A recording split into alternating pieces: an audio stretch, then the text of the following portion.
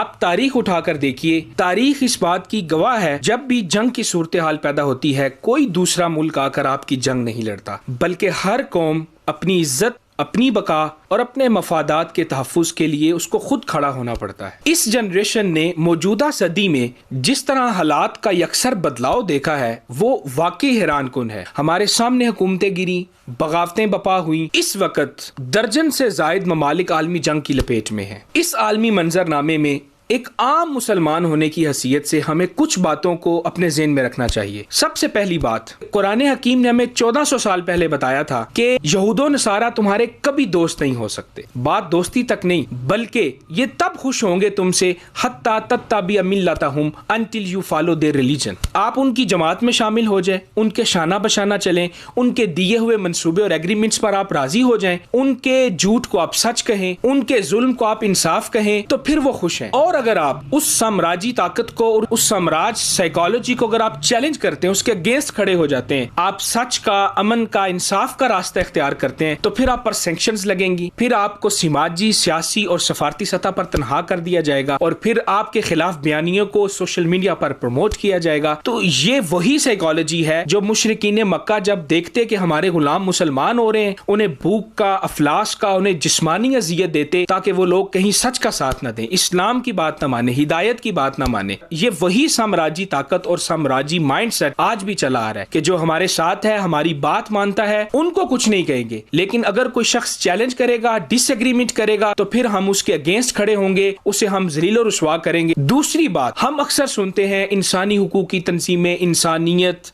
Piece, ये सारी organisations जो काम कर रही हैं, उनके चार्टर्स, उनके प्रोटोकॉल्स की न सिर्फ खिलाफ वर्जी की गई, बल्कि जुल्म को जवाज बनाकर पेश किया गया कि हम जो कर रहे हैं वो बिल्कुल सही है और दूसरा जो कर रहा है वो गलत कर रहा है। तीसरी बात यह है, हमने इस आलमी मंजरनामे में और जंगी माहौल में यह मुशाहदा किया है कि जब तक मुस्लिम ममालिक मजबूत और खुद मुख्तार नहीं होंगे, तब जिसका जी चाहेगा वो आकर आपको कुचल कर चला जाएगा। इस बात को भी समझिए कि ताकत सिर्फ फौजी ताकत नहीं, बल्कि माइशत, तालीम, टेक्नोलॉजी, ये वो सारी अहम चीजें हैं। जब तक मुस्लिम ममालिक इनमें नुमायां कारकर्दगी नहीं पेश करते, तब तक वो अपना खोया हुआ वकार, वो लेगेसी, उसको रिवाइव नहीं कर सकते।